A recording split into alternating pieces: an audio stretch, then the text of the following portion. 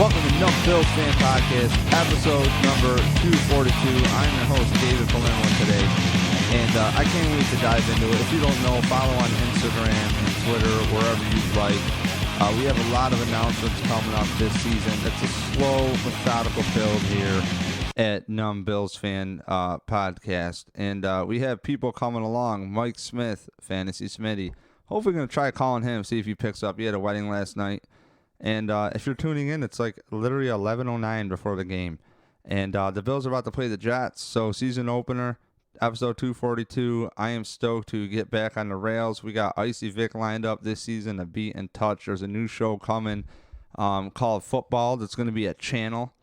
And it's going to be a bunch of people. I got my boy Ryan Jones, who has a Steelers podcast coming called Jonesy's Sixburg podcast, and that's all about the Steelers, so check that out. Ryan's a shit. Love Ryan, good kid. And we're gonna have a channel called Football. Also, Kevin Massare, who's been on multiple times, he'll be coming on the podcast regularly. He'll also be donating to the football feed, and it's gonna be all about, there's a lot of times where we have great NFL takes, but I don't want to take up a Bills podcast, but I have to prioritize the Bills. It's a niche, but frankly, it's felt handcuffed, and, let's hit a broader audience. I feel that there's a lot of great minds out there that are in these niches, and the more we can reach out and cross-promote, the better. So if you're into comical, how you like the Numb Bills fan style, which is we'll look into it, we'll do our work, but we're here to have a good time and pick on each other in a fun way. But hopefully you enjoy it. It'll be called Football. Follow that on Instagram, Football ED, okay? Footballed. There you go. Also, this is a part of EQ Media, which is EQ Media Network, and it will have art from, artists as well as, music, etc. But right now, it's focused on being a podcast network. So check out EQ Media on Instagram as well, and website dropping very soon. It's in the works, and really excited for it. So Numb Bills Fan is a part of EQ Media. And also with support from Punch Drunk Sports and the great Sam Tripoli for always supporting this podcast. Follow his brands, whether it's Broken Simulation or a fun one, Tinfoil Hat, which is a personal favorite. John Joseph from the Cro-Mags, if you're a fan of hardcore, was just on there. And if you want to hear some things to look into and you want to get a little more red pill on this situation, maybe listen to John Joseph and Sam Tripoli talk. It was really fun. It's called the Tinfoil Hat Podcast. Check it out. I enjoy it. It gets my mind off of sports, and frankly, it's been good and bad because then it's had me really take a critical lens towards sports, and it's made me honestly not enjoy it as much. But I will tell you, I am very excited for the Bills. I haven't been this excited for football in a long time, in a few years actually. And it's a make it or break it year for Josh Allen. I think in a lot of people's eyes, I didn't want to draft and give up all these picks for him because I didn't want this year to come as in year 3 of him starting and have him not be developed. And frankly, these quarterbacks, they're very precious in Buffalo, especially. And when you watch the rest of the league, the guys aren't that. It seems like Buffalo's kind of behind philosophically. And I think we feel that way in Buffalo because these coaches have like a plan here to turn the roster over, yada, yada, yada. Well, Josh Allen, I felt wasn't set up the best. And that was my biggest gripe. And he has a year that I feel like shouldn't even have counted. Peterman should not have been on the roster. If you're a regular listener, it's a chapter Bible verse for you. But my point is, hey, the Bills are fucking loaded right now. Also, I'm not expecting a huge shit out of Josh Allen. Like, don't expect accuracy overnight and him to be able to shake out dumb shit overnight. And I've always just wanted a Bills quarterback to come to Buffalo and be able to sustain for 4 to 5 years, and then let's see where we're at. But like keep ascending. And I'm sorry, but a lot of Bills fans have Josh Allen really hyped, and I got people close to me that are big Bills fans. They're like, dude, the most overhyped player in the league is Josh Allen. And I hate to say that. At the same time, I look at Josh Allen like a chess piece, the same way I look at Cam Newton like a chess piece. So You know, I'm going to try giving this guy Mike a call. Let's see how this works out. I don't know if it's going to work or not. But, yeah, we'll call Mike Smith up. Hopefully he don't mind. You know, I just don't know about Josh Allen. Michael? I just called you. You're live on the podcast, and I just mentioned Josh Allen, and I know you're just waking up here from a wedding. So let's just get your wide awake take here so I could upload this before the game here, you fucking fuck. And so, like, Josh Allen, you know, year 3, just real quick, I'll reset it for you. Year 3, we have J.A., all right? And this is what you and I have watched. I've never spent so much time enjoying football in Madden with somebody than you, Mike. I've been to more in-person hangout watch drafts with you and even fantasy football. You know, you got me into that. It's been fun. But, like, on the real, you did a 6-quarterback thing 3 years ago, and Josh Allen was the last one. And our whole point was, I thought, at least my point was, we want Josh Allen to last through the gauntlet. Now, this is the gauntlet year for fans where the idiots who have been riding with him, they start doing math. And then they go, whoa, whoa, whoa, whoa. And now I'm going to be like, no, pump the brakes. I want him here next year, which is what happened with Tyrod. You know what I mean? So do you have any thoughts on that? Well, like I said, like I've always said with Josh Allen, it's an accuracy thing. But the one thing I can say that the Bills have done, they've put a solid core around Josh Allen. They're going to be dedicated to the run again. I think they're going to be run heavy as usual, clock management, defensive strategy. But then I think they're going to open up the offense a little bit, throw in some play actions, and give Josh Allen an opportunity to throw the ball downfield. Not that they didn't last year. He just missed on many, many opportunities going downfield. Now, like I said, if Josh Allen just he doesn't have to be Tom Brady accurate. He doesn't have to be Drew Brees accurate. He just has to be more accurate. He is very, like, in the second half of the season, he was very good with keeping the ball in his hands and not being so turnover prone. So I'd like to see that continue. If he could continue that, obviously the Bills are going to have a successful season. But yeah, I need to see that accuracy tick up. And all right, so you need to see accuracy. What else do you need to see? Because we got to make one more call while you're here on the line. Well, for accuracy, the other thing is, well, I guess that's just pretty much it for me. Like the decision, I don't think his decision making is poor. I mean, I'd like to see him go through progressions a little quicker, but I don't think his decision making is poor. It's not that he's throwing into danger zones. He is just missing people when they're there. You know, a little too often. You know, for my particular liking. Well, hold, let me pause you for 1 second. All right, fans, we're calling Kevin Massare right now. He's got till 11:30. Hey, Kevin, what's going on, man? just hold. We're live right now. Just hold right now. I have you on the line with Kevin with Mike Smith. I'm a fucking idiot. All right, Michael, you there still? I have Kevin on the line. How's it going, Kevin? Good morning. Good morning to you, man. How you doing? I'm recovering from a wedding, so I'm doing great. Things are great in your world. Yes. So yo, we just went over real quick Josh Allen. Like, literally, I talked to Mike for 3 minutes before I called you. And real quick, Josh Allen, year 3, the marketing gauntlet, he survived.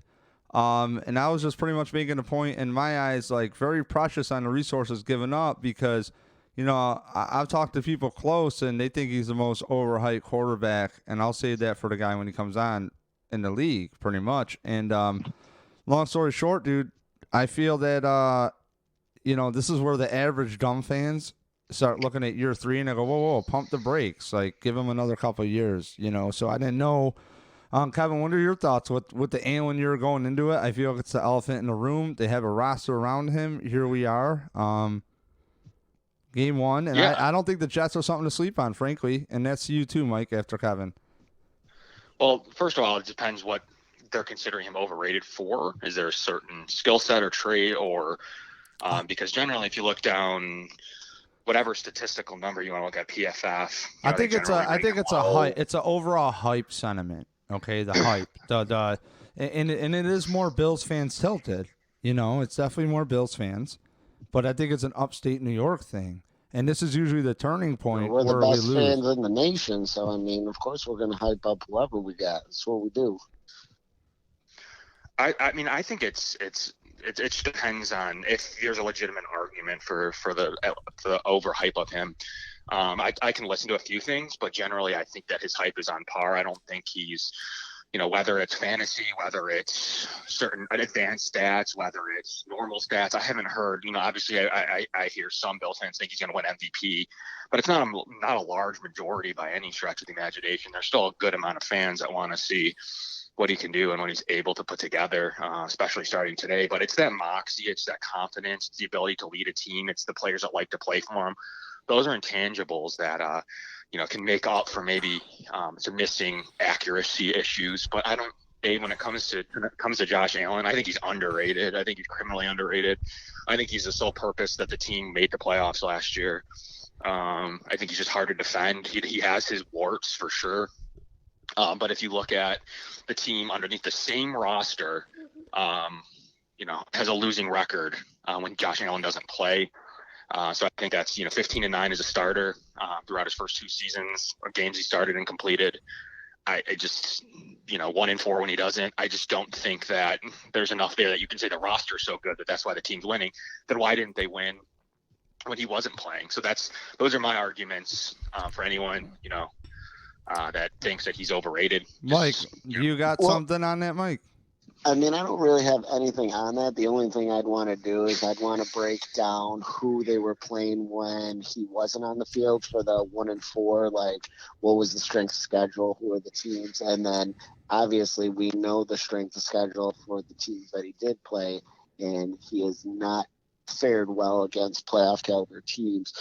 That's where you really need to make the improvement. That's where I need to see, like, for me to see the Bills take that next step. And I'm not saying Josh Allen is incapable quarterback. They need to be. They did the one thing that they needed to do, and they hadn't done in a long time last year. They beat the teams that they were supposed to. So that's one step. That's a big step too. Winning against the teams you're supposed to win at is huge in the NFL. But then to go to the next level, you have to now beat the top tier teams in the NFL. That's how you become a good, great team. Right now they're above average. That's how you take it to the next level, where now you're not getting kicked out in the first round. You're going to the second, and now you're getting projected to, compete with like the Ravens and the Chiefs. So I need to see them beat the strong opponents that are on their schedule, and they definitely have several this year. So my effect with the Josh Allen thing, I guess for you guys is, Mike, you've been a friend of mine with this football shit a long time. I've always just wanted to have patience. I look at these quarterbacks, to Kevin's point, more like, I can see the underrated. If I look at this in the yin and the yang, I see the playoff game where he resorts to bad habits. But in his defense, on the bright side of that, I want a quarterback here that we know is going to be here, that we know we can get behind, that we know has thick enough skin to shake it off. That's my favorite part about Allen. The more I get to know him over the years, I like him.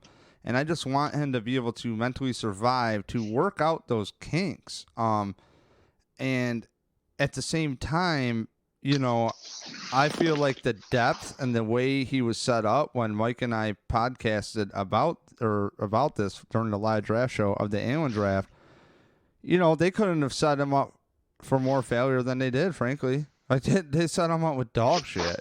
And then they go, oh, well, Incognito and Wood left. No, fuck you. You could have replaced those pieces and not had, you know what I mean? So they set them up for failure. So the lame tards that are going to look at this, they're going to go, hey, it's year 3. He's got to get it together. And I'm trying to make the point of like, no.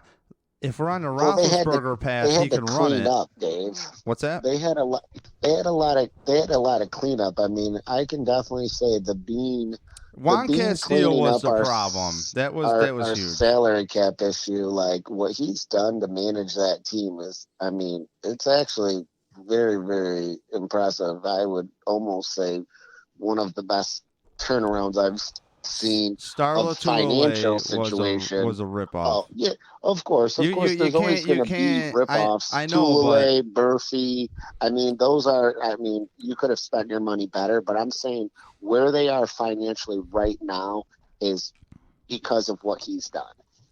They're set up so nice that it's been a hard 2 to 3 years, and I don't want to say me. It's my choice to go to these games for 3 years, but to pay for the fucking product I went and watched really sucked. Really sucked. It like really fucking sucked. And when it's, oh, we got Dinosaur Juan Castillo here. He's the first offensive player. And that's the thing, is it still has to do with Josh Allen year one. And they played Moneyball with the offensive line last year, and it worked out. It worked out. But my whole point is when you're on a limited shelf life, this is the league now. You will have a limited time with these players. Okay? Now we're on a contract extension year for Josh. You're telling me there's no other veteran quarterback besides, somebody who hasn't even thrown over 800 yards in the NFL they could have put behind Josh Allen his rookie season? That's what I'm talking about. And obviously that's the past. We're here now. So what I'm trying to say is I think he is actually mentally strong enough, which I like, to get through this. And if you look at Pat Mahomes' numbers, he didn't throw over 300 yards. He got the fucking job done. 3 touchdowns. And I can't complain about that. You can't. Absolutely. So I feel like Josh Allen is a chess piece. If you like Tyrod or you hated Tyrod, either way, you should like Josh Allen. That's how I look at it, because Josh Allen will throw it anywhere. He always gives you a chance. It's just we had to go through the first few years, and I called it off the bat. Josh Allen, rookie year, needs to be a starter. Peterman is a fucking speed bump in the way. All he is just this thing that's holding the development of this kid back. And you and I saw it, Kevin, too, in preseason. Josh Allen had longer fields to go. Peterman had shorter. And I just feel like that would pay off a lot more for now. And, I didn't want to get him killed because the line was terrible. That was my primary objective of not putting him on the field. Like, you don't want to frazzle a quarterback when he's a rookie. But, I mean, he managed it well. I mean, he definitely took a beating, but he managed it well. And like I said, he's here today. He's got the poise. He's got the confidence. What I want to see is him have more freedom at the offense, and hopefully Brian Dable will give us some not so predictable play calling, which, I mean, it's not all the time, but sometimes you're just watching the TV and you're just God. Mike, know what the play is going to be. Let me cut you off because I got to cut you off like I always do. So I'm going to spin this to Kevin because he's got to go at 11:30. But real quick, Mike, how many times have I been at your house the last few years and I'm like losing my shit when there's a 0 at halftime? I'm like, what am I doing here? What am I doing? I'm thinking about all the house projects I could have did. I drove all the way out to Brockport. I'm just like, what can I hang myself with on the way home? I don't want to hit a tree. It's too painful. Like, can I like somehow just get the exhaust fumes in my car? Like, how can I do this without really smelling it and knowing? Can I trick myself? Because watching this team on offense is so putrid. But let me tell you something, Kevin. I'm so looking forward to fucking Moss at the running back spot. I'm looking forward to the defense. I will say I do not think this is a walk-in victory for the Bills. Everybody wants to see Josh Allen. I think Moss is going to eventually work himself from his college degree. I think he can work himself to being the starter. I think he is the quiet starter. I haven't really podcasted, so I haven't said anything about it. But for me, the dude's a beast. I'm looking forward to it. And never mind Diggs and all that stuff. It's just when you're watching football in a stadium, and you guys know you played the game. I haven't. I just watch it. And there's a lot of space. So Josh Allen could be smart. And Dable, as Mike said, could, play some not predictable chess. Kevin, how do you think the Bills come out with this win or not? Well, it's an interesting point you bring up on Zach Moss, a guy that I had ranked as the 5th running back in the class, went 9th There was a couple guys who have already been on the bubble. Lynn Bowden in Las Vegas already was traded. Keyshawn Vaughn in Tampa Bay was benched, may not be active on game day. Guys that went in front of Zach Moss. Zach Moss was clearly probably in the 40s to 50 range in the draft. I thought the Bills had no chance at him after they decided to go defensive line again and take Epinesa. I thought that ruled them out of a comparable running back. And I thought for sure that meant that maybe Fournette would be in the equation, which I think he would have been, Dave, had they missed out on one in the draft. Zach Moss could be a key to this. I mean, I think he was criminally underrated. He was wildly successful in college. He had a pretty decent sized injury that kind of said, hey, we have to see what he can do rebounding from that, and he showed it. He showed it to me to be able to rebound from that his final season. So he's a good player. I had him ranked, like I said, 5th running back, but right on par with the Dobbins of the world, the Akers. Akers, he had a terrible offensive line in college. So we're going to see how all this turns out with the running back situation. But I think at the end of the day, obviously Clyde Edwards-Helaire is going to be number 1 of the rookie class. Just there's opportunity, skill set, and scheming. But number 2, I don't know. I think it could be very well Zach Moss is going to be in that debate. So we'll see today how much he's used compared to Singletary, and if he's going to take that Gore role plus more. So that's going to be the interesting part to me, how this all plays out. What do you expect from defensively Epinesa? I don't expect much. He's showing 9th on the depth chart behind Darryl Johnson. Leslie Frazier went there a couple days ago and said, how versatile he's been. I think that's just lip service. Do we got a lot of? Do you feel? I mean, bro, I'll be honest with you. I love talking to you guys because I've lost a lot of passion this summer. I'm going through a lot. There's a GoFundMe for my wife. So if you guys checked it out in the description, GoFundMe for my wife. She's beautiful. And but real quick, just defensively, I feel they'll be on par. Norman's out.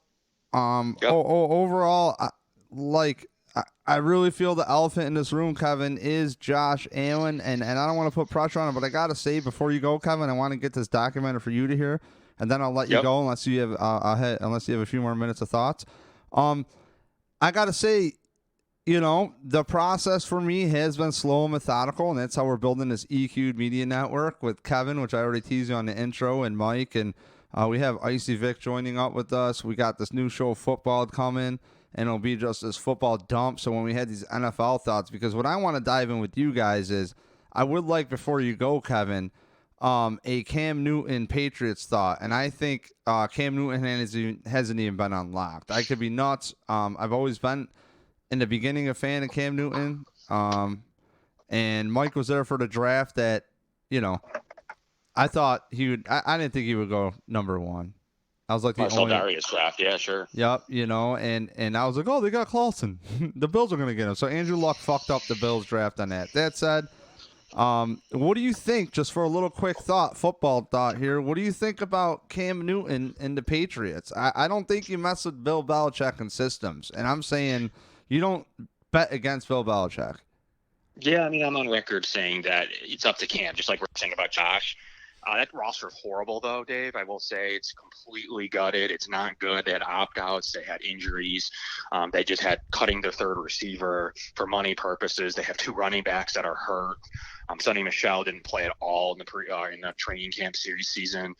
It's just not a good roster from start to finish. If Cam Newton's good, though, and he matches it with Bill Belichick, I don't know. Cam Newton's played the Philly Browns and the Ted Ginn Juniors of the world. Absolutely could be kind of scary there if he's actually back. If he looks at all like he did last year, I don't know that he keeps a job for 16 games. So there's such a wide range with that discussion. That does he look like Cam Newton of last year with a bad roster like he did last year? Doesn't even have a Christian McCaffrey. Or is he going to be good and show that, I'm going to go out and make $40 million a year playing with Bill Belichick? So there's 2 sides of that coin, but the roster is just not good enough to me, Dave, all across the board. Could Cam Newton be good and lead into 8-8? Yeah, it's very possible. Can I see that? Yeah, sure. Can he be fantasy relevant? Sure. Can that roster be good enough to compete? No. I mean, can they compete for a wild card? I think that's very possible. Be 7-9 to 9-7. The defense is just not where it was. Their DBs are still very strong. The D line's not as good as it's been. It's just there's zero weapons. They're relying on N'Keal Harry, and nothing behind him. Zero. I mean, they're talking about Damiere Byrd behind him. So there's just nothing there. What about one thing I hate to hear though about the Patriots is how bad and injured their offensive line is, because every year I would look forward to it and then they play well. Yeah. So I have to ignore that one until they prove me otherwise, frankly. Yeah, no, I'm always going to expect the offensive line to be decent. Like, I don't care who they put in there. They could get a guy off the street that week and somehow they play fine, dude. Because I used to really pay attention really close to line play and just be like, okay, this matchup here, and then it doesn't fucking happen. You know what I mean? And sure. I'm just kind of confused. Now you said Cam Newton's fantasy worthy, possibly Mike. Fantasy Mike. Do you have a thought of that? Like I mentioned, absolutely he's going to be fantasy relevant, because I think that offensive coordinator is going to use Cam better than Cam has ever been used before. And I'm not saying he's going to bring him back to, MVP status, but I could definitely see Cam Newton being the comeback player of the year. Just because of the offensive system that they're going to run. They're going to be run heavy. They're going to try to control the clock. And, absolutely. I think Cam, if his shoulder's good, and if that really was the reason why he was doing so poorly last few seasons, if he's back, his mindset and his attitude, and this is where I also like the mindset and attitude of Josh Allen, they're driven, when Newton was asked, he's like, "Are you the starting quarterback?" He goes, "Absolutely not." He's like, "I still got a lot of stuff to learn. I gotta that." He's 30. He's won an MVP, and he's not saying, "Oh, I'm good." He's saying, "I still have things to learn," and that's just person, and that's huge. And I really think it's going to reflect with that team, regardless of the pieces around him. Like Kevin said, he's always thrown to basically crap, other than Steve Smith. So it's not like it's going to be any different for him. His ability to extend plays gives even your, below average receiver plenty of time to get open, especially if they're doing double routes and crossing patterns like they like to do over in New England anyway. So, it's going to be interesting, but they did have a lot of opt-outs. But, Bill Belichick can, like you said, take them off the street. So, I think they're going to be definitely better than 8-8. I definitely give them 10 wins, but we'll see. All right, guys. Any wrapping thoughts here or no? Kevin, you got anything? I just think a lot rides on how they're able to adjust with no fans, how they're able to adjust not because the fans didn't cause games to flip. I don't think I think that's overblown, but I think it's more about routine. You've seen it in baseball with players, not feeling like it's, as wild. So it's not as much the fans come in and the offense can't hear and this and that. There's a tiny little smidgen of that, but I think it's more about the routine for the players. How is this routine? Is it going to feel the same? Are they going to have as much energy?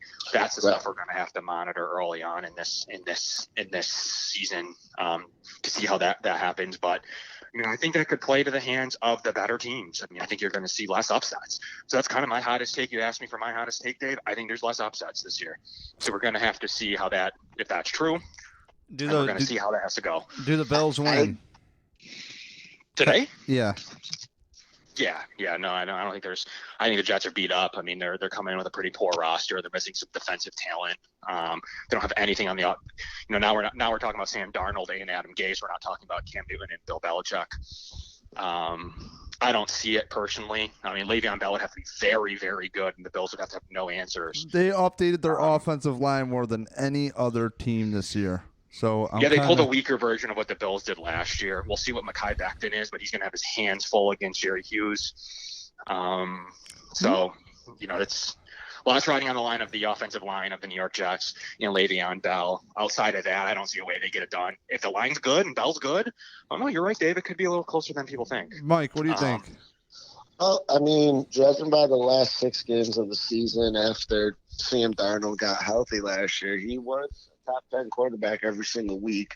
So that is a plus, good way to end the season. But I think that the fact that they lost a premier safety, the fact that you have a player on your team saying that people don't want to play for the coach, like, I just don't think that – I think that probably resonates, and I don't think that's just something he was just spraying out to the world. That's probably has some serious legitimacy to it. So although I do think it's going to be a close game, and without the fans, I feel like there could be an energy thing. I'm with Kevin that I think there's going to be less upsets. However, when you have fans in stadium like you have Kansas City, I think that is going to be a disadvantage if you don't have home fans and you have them on the road. So we'll see how the rest of the season plays out and when they're able to get fans in and where. But I think the Bills are going to be able to come out with the victory. But I don't think it's just going to be a roll victory. I don't think the Jets – I honestly don't think our division is as bad as some people may look at it, like the Dolphins, the Jets, the Patriots. I don't think they're ready to roll. But we're going to see today. Like I said, I just think that the Jets defense is probably not prepared to handle the offense that they're going to be facing. And between Singletary and Moss, I don't think there's ever going to be a true starter. I think they're going to go to a two-back set. I mean, I think that's going to be the mindset going forward. Just, constantly rotating backs. You're not going to have a horse back there. So. And Dave, they did just come out with the inactives. Epinesa, Orver, and Butler's not playing, so that should answer your question early on. That Epinesa with an injured Vernon Butler isn't in the lineup. That's not good. I mean, it shows that he did not develop like he was supposed to early on. That could that be one of? I mean, it's really early to say. I'm not trying to even say this. This is so negative. It could be one of those things where you hear, "Man, this guy looks so good," and then you bring him into camp. You're like, "Oh fuck." He though. He fell in the draft for a reason, so we'll have to see how that develops as the season goes on. But Darryl Johnson and Justin Zimmer are both active over AJ Epinesa. Not a good start for AJ's career. Now, guys, real quick, I want to give you my thoughts. Then we're going to go back to you guys for your Twitter and your Instagram real quick, because we're going to be big on the IG and the Twitter. Kevin, you're very active on Twitter, but real quick, I just think this is going to be all I'm calling for. I want to document this because this is going to be a podcast that we could still even listen to after. This is more of like the Bills coming up. What are we expecting from the team? Talk, I think. So I feel like this is going to be promoted well. And here's my thought. And the Jets game has to do with this, which is, for me, I have to remind myself, pump the brakes on Josh Allen. I fucking really like the kid. And that's as in, he's got to perform clearly. But I'm not going to be so high on him he fixed it, so high on him he didn't. But depends. The game could have its ups and downs, and maybe he has a lot of pressure, and he doesn't resort all the time to bad patterns. And that's all we're looking for. I thought after Dable had him hold back a little bit, I thought he was more stale on his completions, So, long story short, pump the brakes with Allen. I think the game's going to be a lot closer than most Bills fans think. I wouldn't be shocked if the Bills had 14 by halftime to make me proud. So I think the Bills can squeeze it out mid-20s. I don't think they need a bunch of points, but if they got 24 to 26 only, I know that's like a decent amount, but the new NFL is just crazy. So you had to put up, I think, 14 by half. And I just hope it's, I don't know, that Jets defense, dude, guys, they blitz like 40% of the time. They're nuts. And against Allen, I believe 20%, something like that, like 29%. Greg Williams, the last two games, they blitz on Allen. And that's a lot, So sure, it's going to really, I think, set the tone for other teams because, oh, shit, he is in the playbook. Oh, shit, he does know how to pick up blitzes now. Oh, shit, he knows a hot read. So this is, I think, a really good game for us to really dive into the season. I'm looking forward to it. Kevin, where can we find you? You can find me at my Twitter, at Kevin Massare, Massare. So that's going to generally be where the bulk of my tweets and thoughts as I'm tweeting live here. And you'll catch me go live all the time from that account. So check me out over there. Sweet. And Michael? You can check me out on Twitter as well, at Fantasy Smitty. I'm there tweeted, and I'm about to jump in on the IG game soon. But No, you're already on there. You're well, it's my personal account. I'm the one that's business with pleasure. You know what I'm saying? Oh, okay. But if you do want to find me on Twitter or Instagram right now, it's MC Smith2406. So don't you get that you're marketable because you're just a dude? Duh. Like, this is the whole thing. We're just dudes, dude. We're just some dudes. We're just some dudes. But all right, Dudes. thank you. This has been Numb Bills Fan Podcast 242. And as always, subscribe, tell your friends, and thank you.